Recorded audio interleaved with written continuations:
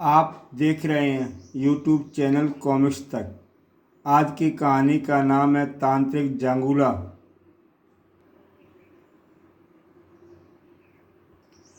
राहुल के दादाजी भारत भ्रमण करके 10 साल बाद घर लौटे थे। इस खुशी में राहुल ने अपने सभी दोस्तों को दावत पर बुला रखा था। राम रहीम भी इस दावत में शामिल थे। खाने का दौर समाप्त होने पर, बच्चों, आज मैं तुम लोगों को एक चमत्कार दिखाना चाहता हूँ। इतना कहकर दादाजी ने बगल में दबा रखा बॉक्स एक टेबल पर रख दिया। फिर बोले, यह मेरे वर्षों का भ्रमण का फल है। एक महान तांत्रिक ने मेरी सेवा से खुश होकर यह बॉक्स मुझे तोहफे के रूप में दिया है। इसे अंग्रेजी में प्लानचेट कहते हैं। हम इसके द्वारा किसी भी मृत व्यक्ति की आत्मा को यहाँ बुला सकते हैं और उसके बारे में सारी जानकारी हासिल कर सकते हैं। असंभव? तो लो, जो कुछ मैंने कहा है उसे कुछ ही देर में तुम लोग प्रत्यक्ष रूप में देखोगे। इतना कहकर दादाजी ने बॉक्स का ढक्कन हटाया और उसमें रखी प्लेट पर एक धागे से बंधी पेंसिल से कुछ लिखने लगे। थोड़ी देर बाद अचानक हॉल की खिड़की झटके से खुल गई और दूसरे ही पल कमरे का प्रकाश गुल हो गया। सभी चौंक उठे। ओह, यह अंधेरा कैसे हो गया? घबराओ नहीं बच्चों, निकट ही भटक रही कोई आत्मा इस हॉल में दाखिल हो चुकी है। तभी मुझे तुमने क्यों बुलाया? मुझे जाने दो। तुम्हारा क्या नाम है? मेरा नामांकन नहीं हुआ था। ओह, इतनी बाल अवस्था में ही तुम्हारी मृत्यु कैसे हो गई थी? मेरी मृत्यु नहीं हुई, मेरी हत्या हुई थी। कौन है वह दुष्ट जिसने तुम्हारी हत्या की थी? मेरा हत्यारा तुम्हारा समाज है। तुम सब भी मेरे हत्यारे हो। मैं किसी को माफ़ नहीं करूँगा। क्या हुआ था तुम्हारे साथ? यह एक दर्दनाक कहानी है। तुम जानना चाहते हो तो सुनो। मेरी माँ मारिया प्यार में अंधी होकर कुंवारेपन में ही माँ बन गई थी। उसके प्रेमी हार्विन ने उसे अपनाने से इनकार कर दिया था। अतः इस समाज और लोगों के तानों के डर से मेरी माँ ने मुझे जन्म देने के 4 घंटे बाद ही मुझे एक गटर में फेंक दिया। मुझे माफ़ कर देना मेरे बच्चे, मैं मजबूर हूँ। गटर में मौजूद भूखे जानवर मुझ पर टूट पड़े। जल्द ही चूहों ने मेरे जिस्म का सारा मांस नोच लिया। अब तुम ही बताओ, मेरी क्या कसूर था? मुझे इतनी दर्दनाक मौत क्यों दी गई? मुझे तुम्हारी मौत का अफसोस है। तुम्हारी हत्या करने वाले तुम्हारे माता पिता को कानून जरूर सजा देगा। नहीं, मैं अपने हत्यारों का खुद सजा दूंगा। जब तक 100 इंसानों के खून से मैं अपनी प्यास नहीं बुझा लूँगा, मुझे शांति नहीं मिलेगी। अब मुझे जाने दो, मुझे मुक्त कर दो। नहीं, तुम ऐसे नहीं जा सकते। बदले की आग ने तुम्हें शैतान बना दिया है। अतः जाने से पहले तुम्हें वचन देना होगा कि तुम किसी से बदला नहीं लोगे। जब यह वचन देना मेरे बस की बात नहीं, मुझे जाने दो। नहीं, अगर तुम अपनी जिद पर अड़े रहे तो यह मौजूद लड़कों को भयानक परिणाम भुगतने पड़ेंगे। बालक का भीमतस रूप देख सभी लड़के भय से चीख उठे। यह तो ड्रैकुला है। भागो, वरना वह हम सबको मार डालेगा। राम भैया, चलो हम भी फुट लें। चुपचाप खड़े रहो रहीम। अगर मौत आएगी तो भागकर भी हम उससे पीछा नहीं छुड़ा पाएंगे। फिर इससे पहले कि लड़के खुले दरवाजे तक पहुंचते, दरवाज़ा बंद हो गया। साथ ही हॉल की खिड़की भी बंद हो गई थी। ओह, दरवाज़ा तो बंद हो गया। अब क्या होगा? हम सब के सब मारे जाएंगे। आओ दरवाज़ा तोड़ दें। दूसरे ही पल सब लड़के मिलकर दरवाजे पर जोर आजमाइश करने लगे थे। उधर राम दादाजी से बोला, दादाजी, बालक की आत्मा को जाने दीजिए, उससे उलझना ठीक नहीं होगा। शायद तुम ठीक कहते हो।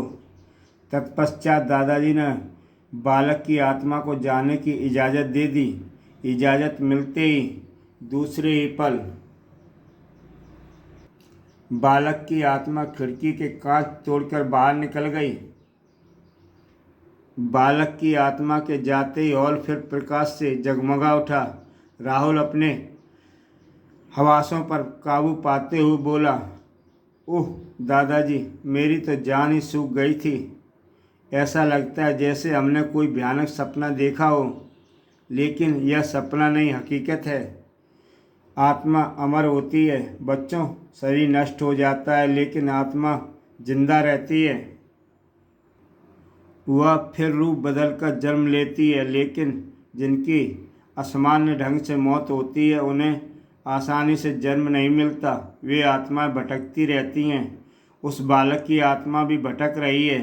अगर वह आत्मा किसी दुष्ट तांत्रिक के कब्जे में आ गई तो गजब हो सकता है।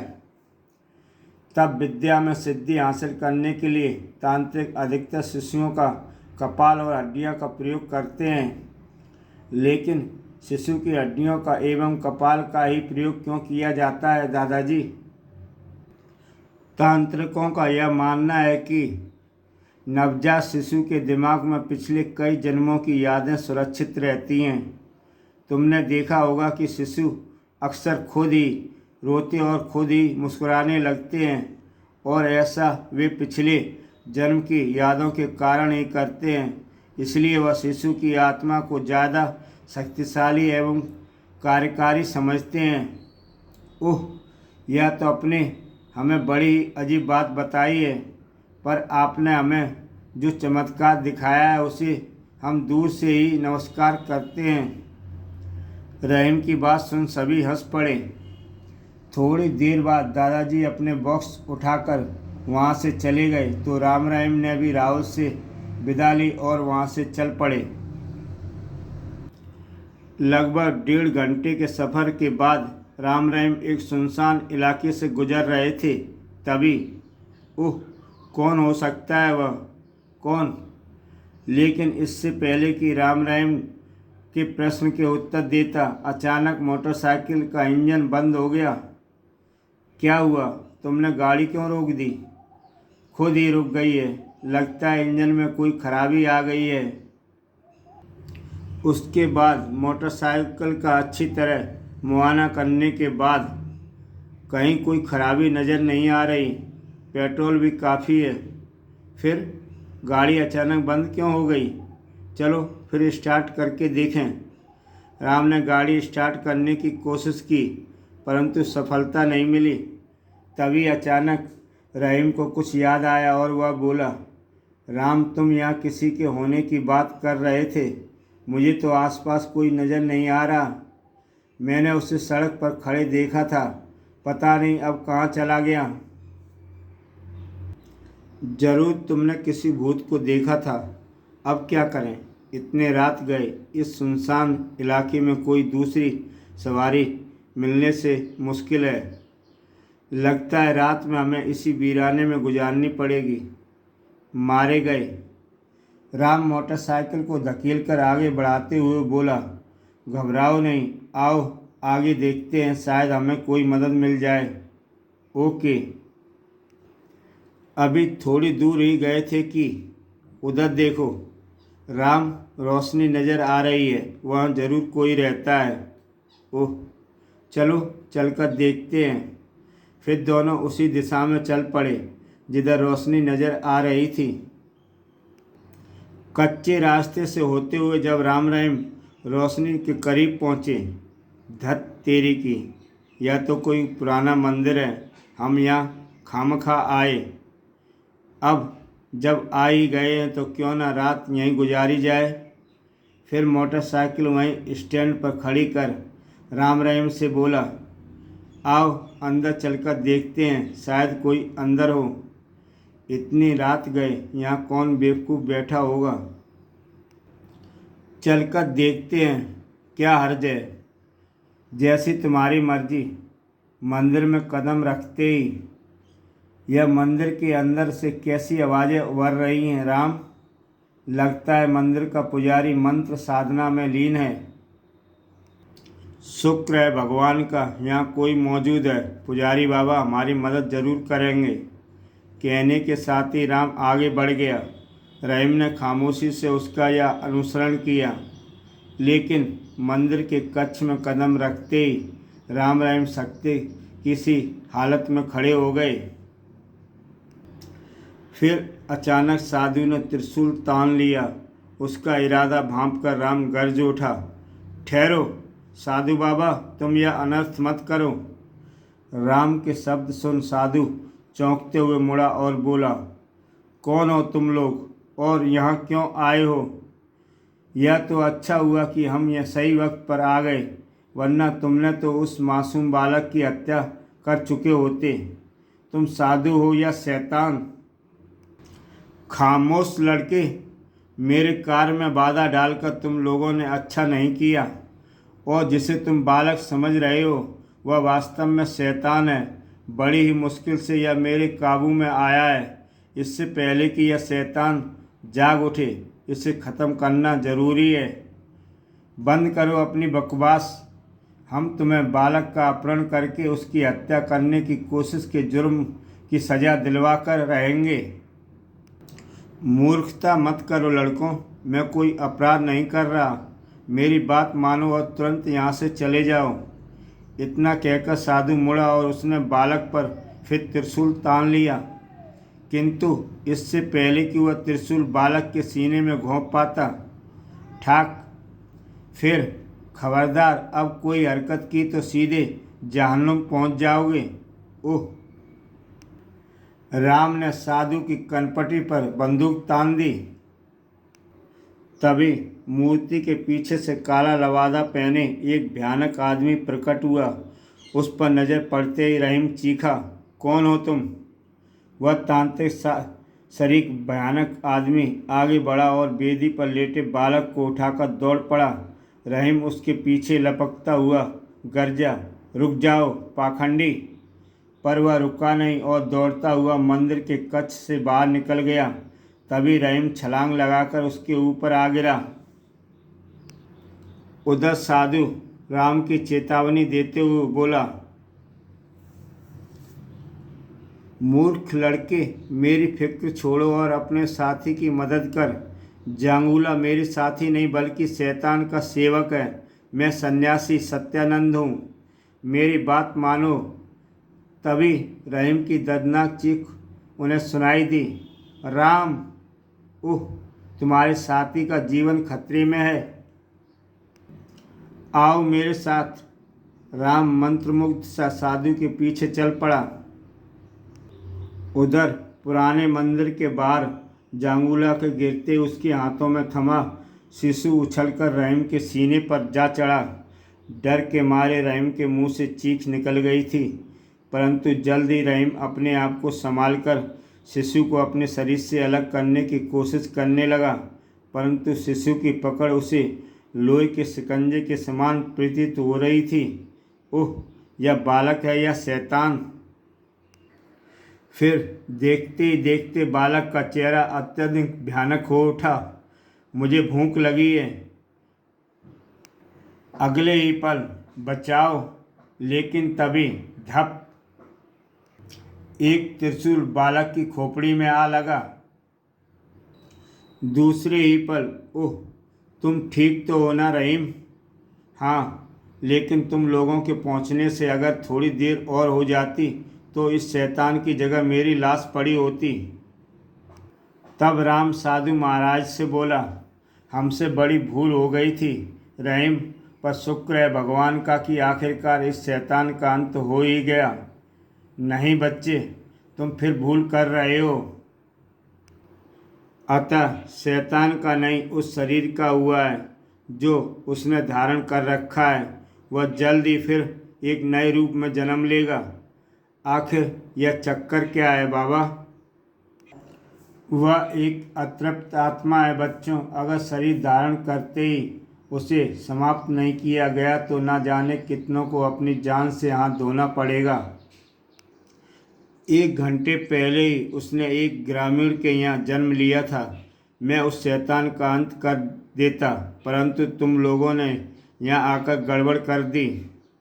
अगर हमारी मोटरसाइकिल खराब ना हुई होती तो हम यहाँ नहीं आते। तत्पश्चात राम वहाँ तक पहुँचने का सारा वृत्तांत साधु बाबा को बताने लगा। राम की बात सुनने के बाद तुमने तांत्रिक जांगूला को ही सड़क पर खड़े देखा होगा। उसने ही अपनी तंत्र शक्ति द्वारा तुम्हारी मोटरसाइकिल में गड़बड़ी पैदा कर दी और तुम्हें यहाँ ले आया।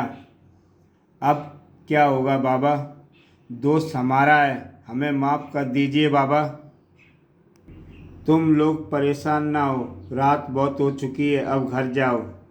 लेकिन इस बालक की लाश का क्या होगा? इसका क्रियाक्रम मैं अपने हाथों से करूँगा। इतना कहकर साधु बाबा ने कोई मंत्र पढ़कर मोटरसाइकिल पर फूंक मारी।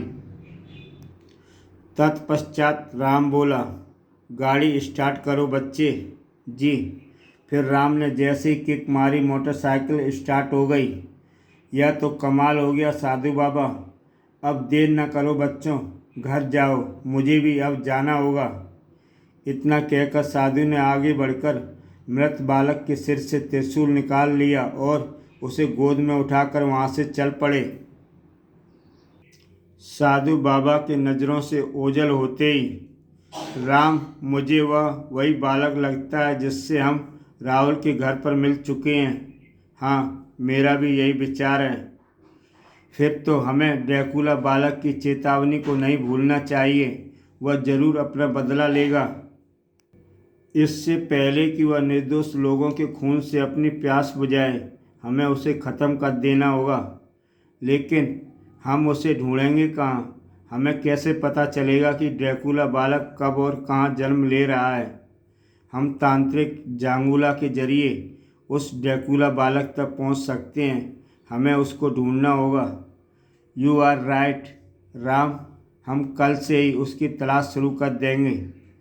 तत्पश्चात उनकी मोटरसाइकिल घर की ओर तेज़ी से दौड़ चली। हिमालय की तराई में बसे आदिवासियों के कबीले से सरदार के यहाँ संतान का जन्म होने वाला था। इसी उपलक्ष्य में कबीले में जश्न मनाया जा रहा था। सरदार जिंगारू भी इस जश्न में शरीक था। अभी जश्न अपने यौवन पर पहुंचा ही था कि अचानक साधु सत्यानंद बाबा वहां पहुंचते ही गरज उठे, बंद करो यह नाच गाना, क्योंकि अपनी बर्बादी का जश्न मना रहे हो। आदिवासी चौंक कर साधु को घूरने लगे।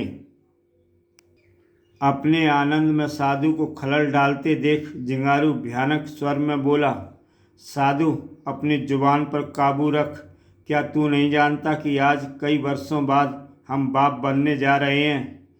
मूर्ख, तू जिस संतान के आने की खुशी में झूम रहा है, वह तेरे और इस कबीले की बर्बादी लेकर आ रहा है। साधु, कहीं तुम्हारा दिमाग तो नहीं फिर गया? इससे पहले कि हम कुछ कर बैठें, तू हमारी नज़रों से दूर हो जा। मैं यहाँ रहने नहीं आया हूँ सरदार, तुझे आने वाले खतरे से सावधान करने आया हूँ। तेरे घर में इंसान नहीं शैतान जन्म लेने वाले हैं। अगर जन्म होते ही तो उसका वध नहीं किया जा गया हो तो वह सबको मार डालेगा। क्या तुम सच कह रहे हो साधु?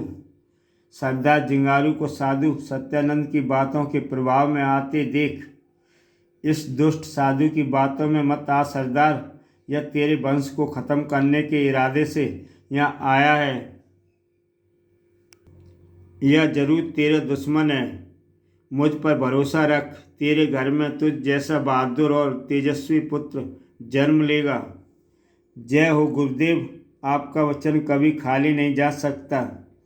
फिर जिंगारू साधु सत्यानंद से मुखातिब होकर बोला, साधु, तूने हमारे पुत्र के लिए अपशब्द कहकर अपनी मौत को दावत दी है, पर आज की रात हम तेरे खून से अपने हाथ नहीं रंगेंगे। ले जाओ इसे और काल कोठरी में बंद कर दो। अब भी वक्त है, होश में आओ और मेरी बात ध्यान से सुनो।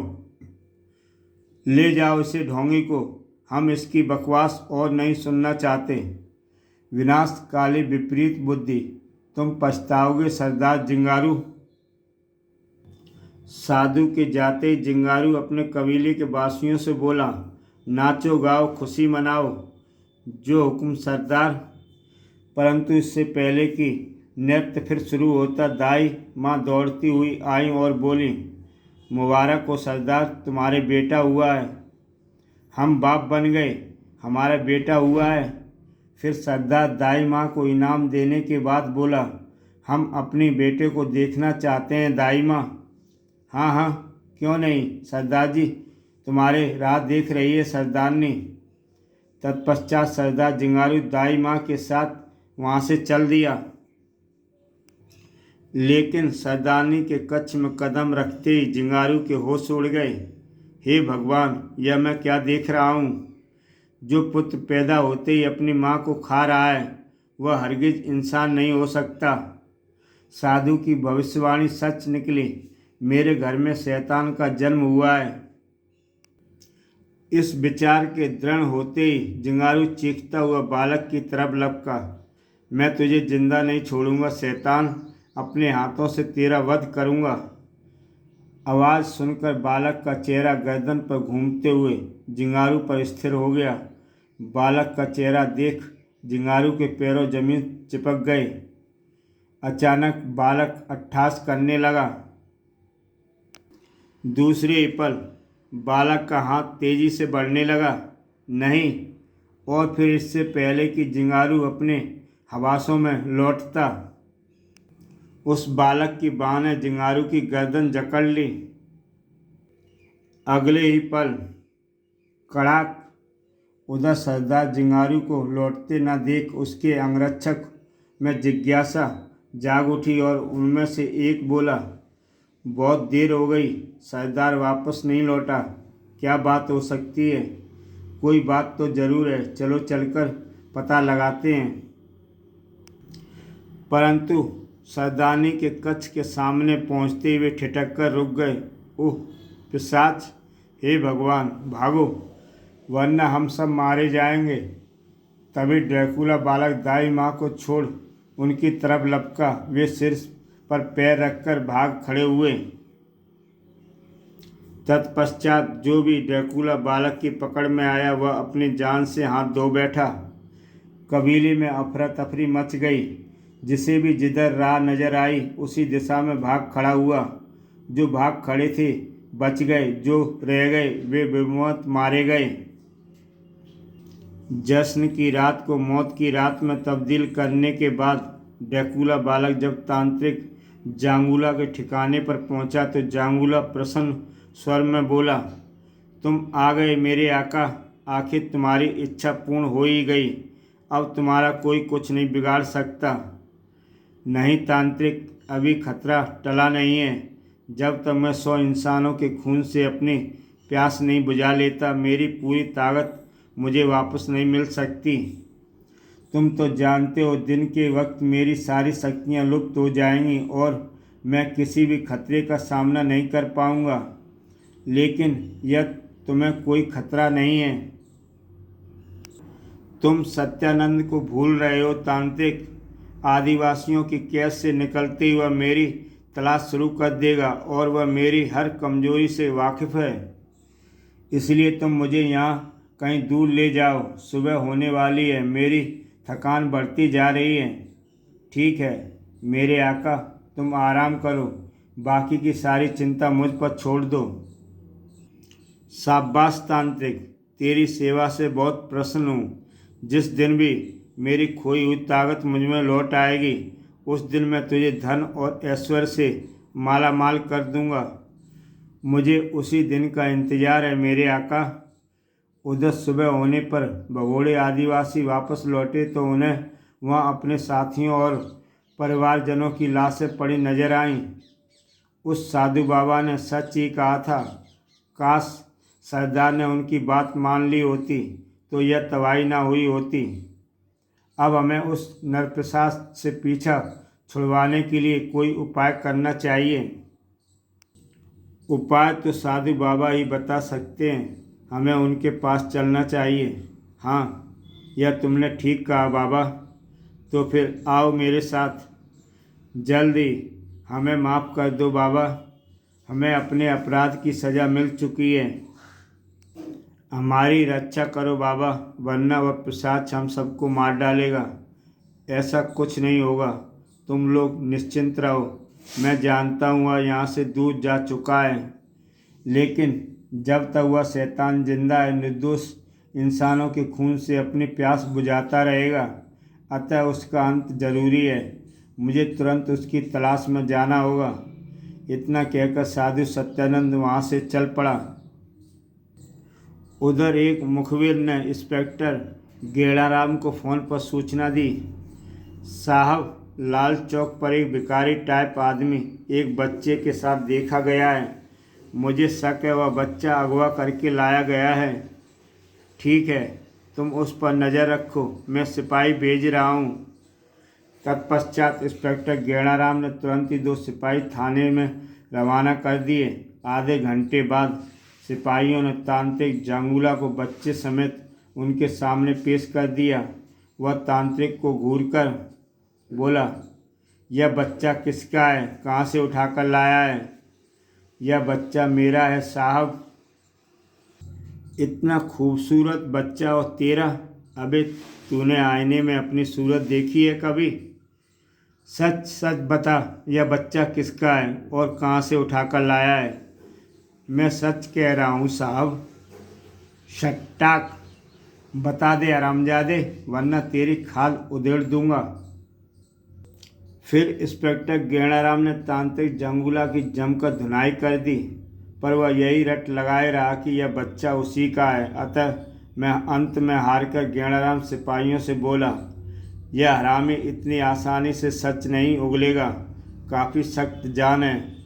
इससे मैं बाद में निपटूंगा। फिलहाल तुम इस बच्चे को शिशु कल्याण केंद्र में पहुंचाओ। जी साहब।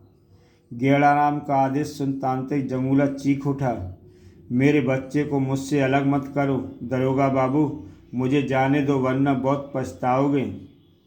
मुझे धमकी देता है साले? और इंस्पेक्टर गेड़ाराम ने एक जोरदार लात तांत्रिक के सीने पर जड़ दी। दुर्जन सिंह, ले जाओ इसे और हवालात में बंद कर दो। जी हजूर। तत्पश्चात गेड़ाराम सिपाहियों को बच्चे को शिशु कल्याण केंद्र पहुंचाने का निर्देश दे वहां से चल दिया। रात करीब 12 बजे अचानक एक साधु कई बच्चों के रोने की आवाज़ सुन नींद से उग रही आया। जमुना चौंक उठी। ओह, ये सारे बच्चे एक साथ कैसे रोने लगे? चलकर देखना चाहिए। यह सोच जमुना उठी और अपने कमरे से निकल शिशु वार्ड की ओर चल पड़ी। लेकिन शिशु वार्ड में कदम रखते ही जमुना के हलक से चीख निकल आई, नहीं। वार्ड का दृश्य देखकर जमुना उल्टे पांव दौड़ पड़ी। अपने कक्ष में पहुंचकर उसने पुलिस स्टेशन का नंबर डायल किया।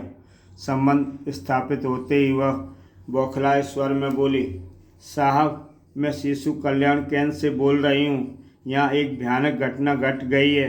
मैंने अभी जमुना घटना का विवरण देने ही वाली थी कि उसकी नज़र उस दरिंदे बालक पर जा टिकी जो उसे खूनी निगाहों से घूर रहा था।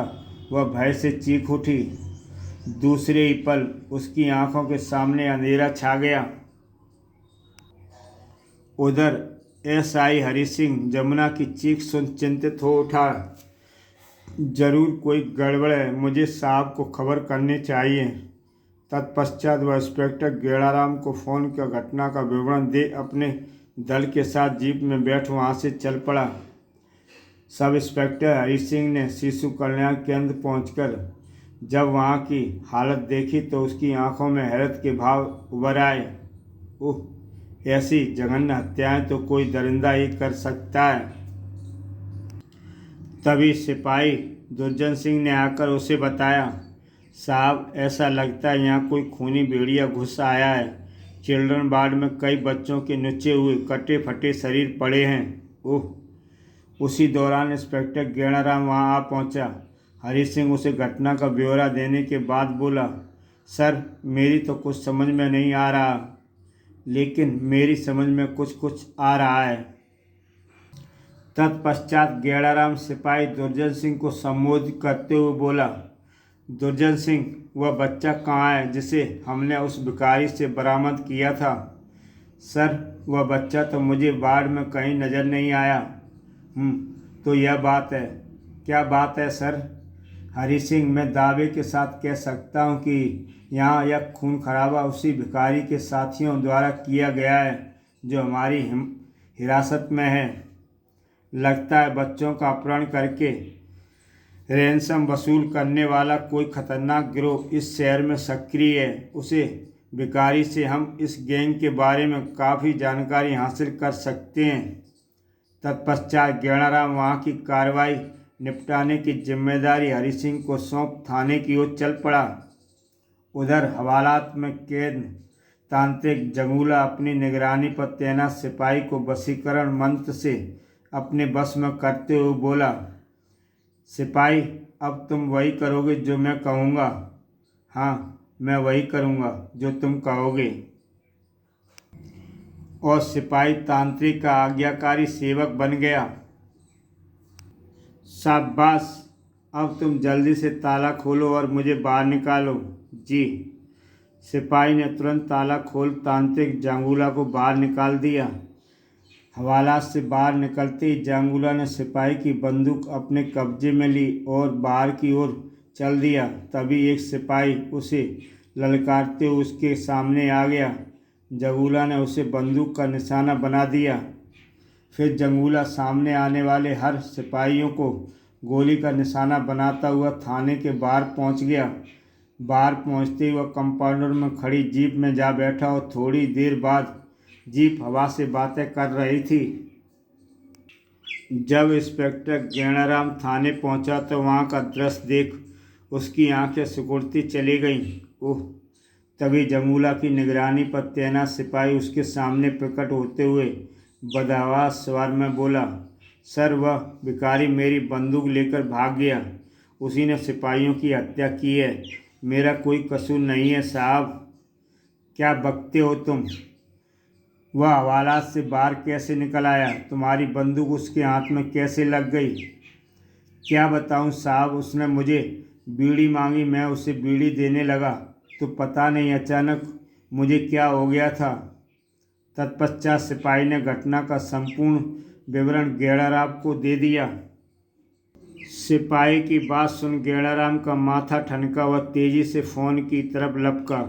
थोड़ी देर बाद वह पुलिस कंट्रोल रूम को जंगूला के फरार होने की सूचना देते हुए बोला, शहर की समस्त पेट्रोल कारों को अलर्ट कर दो, अपराधी भागने न पाए। Over and all out. Yes sir.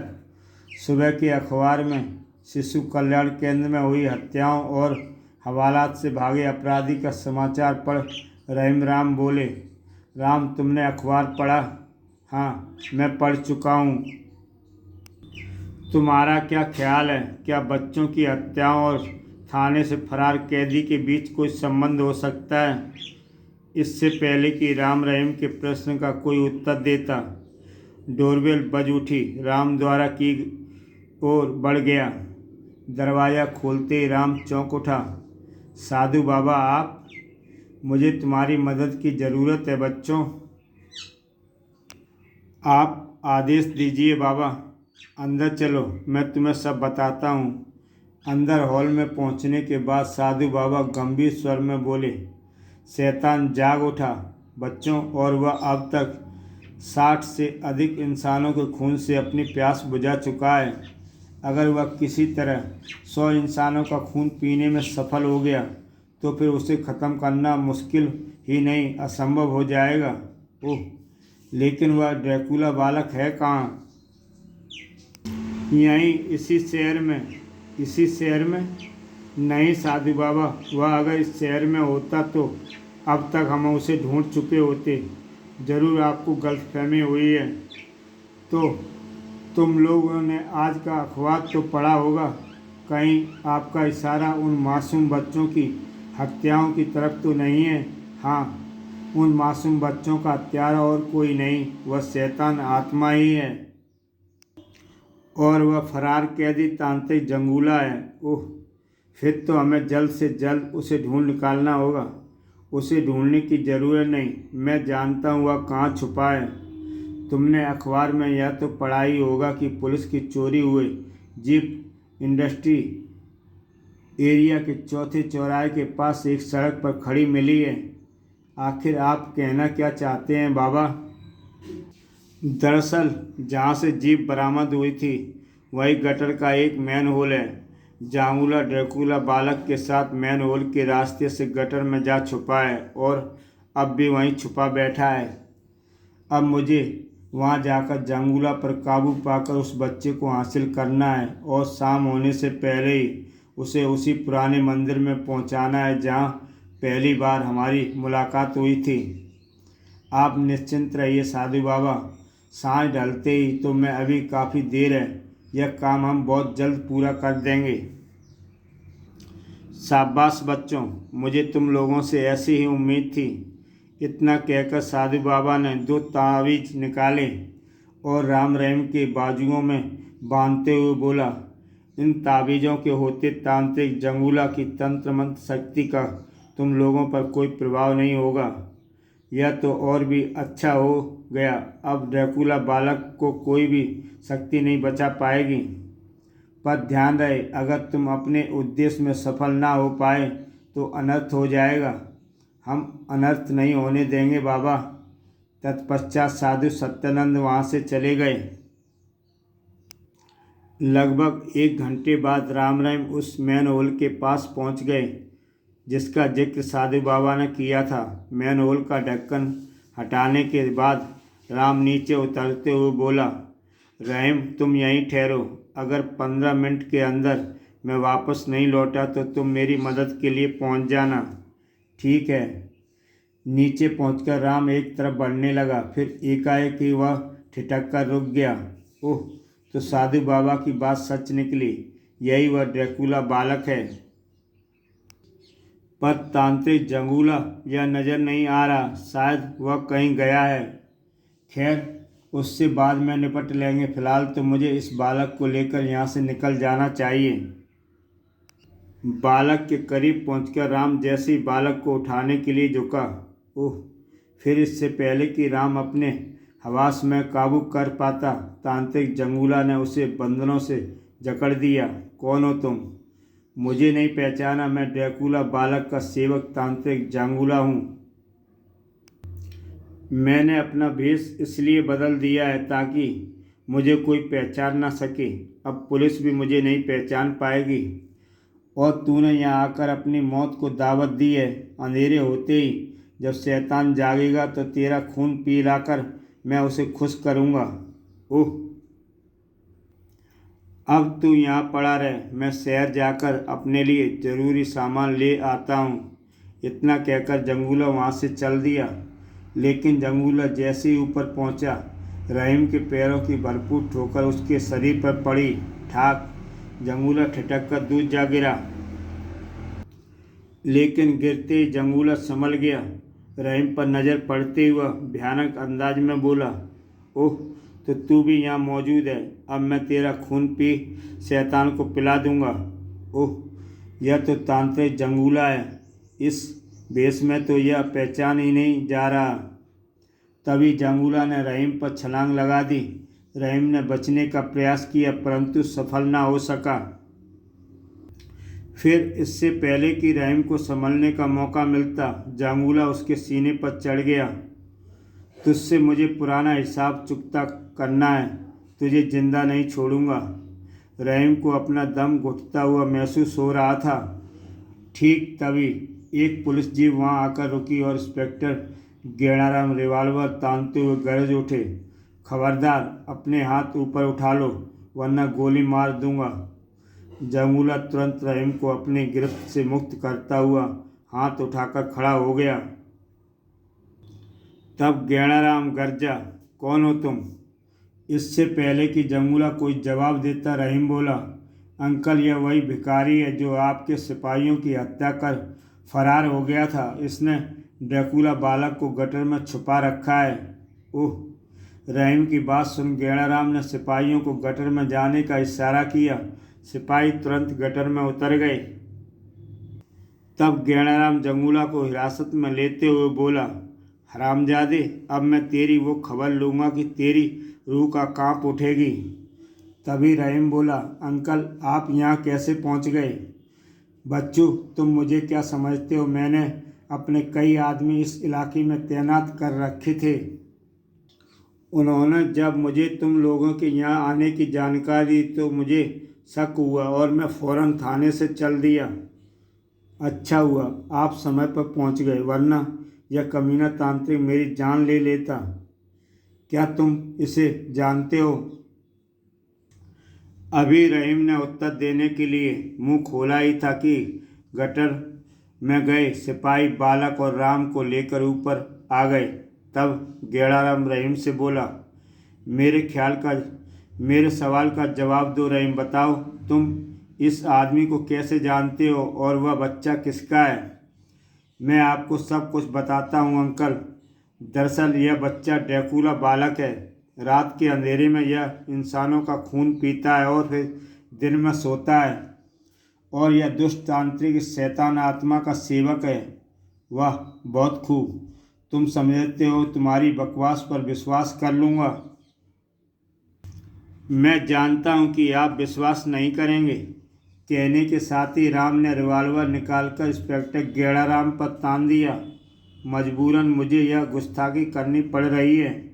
तुम्हारा दिमाग तो नहीं फिर गया राम? मैं तुम्हारा नाजायज़ हथियार रखने और पुलिस को धमकाने के इल्ज़ाम में अरेस्ट कर सकता हूँ। गेड़ाराम की चेतावनी को नज़रअंदाज करते हुए राम रहीम से बोला, रहीम बच्चों को ले लो और मोटरसाइकिल स्टार्ट करो। ठीक है। जैसे ही रहीम आगे बढ़ा, गेड़ाराम उसे रोकने के लिए गरजा, पर राम की चेतावनी ने उसे चुप कर दिया। अब किसी ने भी गलत हरकत करने की कोशिश की तो मैं गोली मार दूंगा।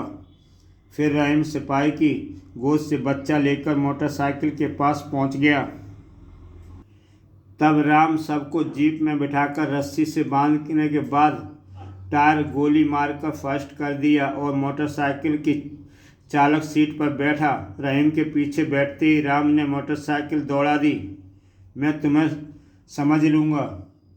अभी वे कुछ दूर ही गए थे कि सामने से आते एक पुलिस मोटरसाइकिल सवार ने उन्हें रोकने का इशारा किया, लेकिन राम ने उस मोटरसाइकिल का भी वही हश्र किया जो वह जीप का कर चुका था। धाएं। तत्पश्चात राम ने अपनी मोटरसाइकिल की गति बढ़ा दी और जल्द ही वहाँ से दूर होता चला गया। इधर सिपाही तुरंत उठा और दौड़ता हुआ जीप के निकट पहुँच गया। उसने गेड़ाराम और सिपाहियों के बंधन खोल डाले। बंधन मुक्त होते ही गेड़ाराम ने सिपाहियों को आदेश दिया, जल्दी टायर बदलो। Yes sir. सिपाही तुरंत व्यस्त हो गए। तब मोटरसाइकिल सवार बोला, सर जब तक टायर बदलेंगे तब तक तो राम रहीम बहुत दूर निकल चुके होंगे। समझ में नहीं आता कि वे बच्चों को लेकर कहाँ गए होंगे। तभी जंगूला बोल उठा, साहब मैं जानता हूँ वे कहाँ गए होंगे। तुम कैसे जानते हो? साहब वे छोकरे एक दुष्ट साधु की बातों में आकर उस बच्चे की जान के दुश्मन बन गए हैं। वे बच्चे को एक साधु के पास ले गए हैं। वह उनकी हत्या कर देगा। बच्चे की जान खतरे में है साहब, उसे बचा लीजिए। मैं आपको उस जगह पर ले जाऊंगा जहां वह दुष्ट साधु रहता है। ठीक है, पर याद रखो किसी तरह की चाल चलने की कोशिश की तो जिंदा नहीं रहोगे। फिर टायर बदलते ही गेड़ाराम जंगूला को साथ लेकर वहां से चल पड़ा। उधर पुराने मंदिर में साधु सत्यानंद मंत्र पाठ आरंभ कर चुका था। ओम क्रीं क्रीं क्रीं। मंत्र पाठ पूरा होते ही साधु सत्यानंद उठा और त्रिशूल उठाकर बालक की नाभि में घोंप दिया। आह! ठीक उसी समय गेड़ाराम की पिस्तौल से चली गोली साधु सत्यानंद की पीठ में जा धंसी। साधु का शरीर वहीं लुढ़क गया। यह देख राम बुरी तरह चीख उठा, अंकल यह आपने क्या किया? खामोश। तभी बेदी पर लेटा बालक अचानक उठ खड़ा हुआ। उसका भयानक रूप देख सभी शक्ति में आ गए। फिर अचानक ड्रैकुला बालक वेदी पर गिर पड़ा और उसके शरीर से आग की लपटें उठने लगीं। लपटों के बीच से उभरती ड्रैकुला बालक की चीखों ने वातावरण कांप उठा। फिर देखते ही देखते ड्रैकुला बालक का अस्तित्व राख के ढेर में बदल गया। ओह! साधु सत्यानंद की कराहट सुन राम रहीम लपक कर उसके पास पहुंच गए। साधु बाबा का सिर अपनी गोद में ले राम दुखी स्वर में बोला, बाबा, यह क्या हो गया? दुखी ना हो बच्चे, मुझे अपनी मौत का कतई अफसोस नहीं है, बल्कि खुशी है कि ड्रैकुला के साथ ही शैतान आत्मा का भी अंत हो गया। उसी मुक्ति मिल गई, अब किसी निर्दोष की जान नहीं जाएगी। इतना कहने के साथ ही साधु बाबा की गर्दन एक तरफ लुढ़क गई। ठीक उसी समय मौका देख जंगूला इंस्पेक्टर गेणाराम का रिवॉल्वर अपने कब्जे में लेता हुआ गरज उठा, खबरदार, किसी ने मेरे पीछे आने की कोशिश की तो गोली मार दूंगा। ओह! सब स्तंभ सी हालत में जंगूला को निहार रहे थे। तभी अचानक रहीम को ना जाने क्या सूझी। उसने राख के ढेर पर पड़े त्रिशूल को उठाकर जंगूला की तरफ उछाल दिया। त्रिशूल सनसनाता हुआ उसकी पीठ में जा धंसा। दूसरी पर जंगूला फर्श पर गिरते ही दम तोड़ दिया। तत्पश्चात गेणाराम लाशों को कब्जे में ले वहाँ से लौट पड़ा। राम रहीम भी बुझे मन से घर की ओर चल दिए। काश साधु बाबा जिंदा होते। इसी के साथ दोस्तों ये कहानी समाप्त होती है। ऐसी बेहतरीन कहानियाँ देखने के लिए YouTube चैनल कॉमिक्स तक सब्सक्राइब करें और देखें एक से बढ़कर एक बेहतरीन कहानियाँ। तो दोस्तों फिर मिलते हैं एक नई कहानी के साथ।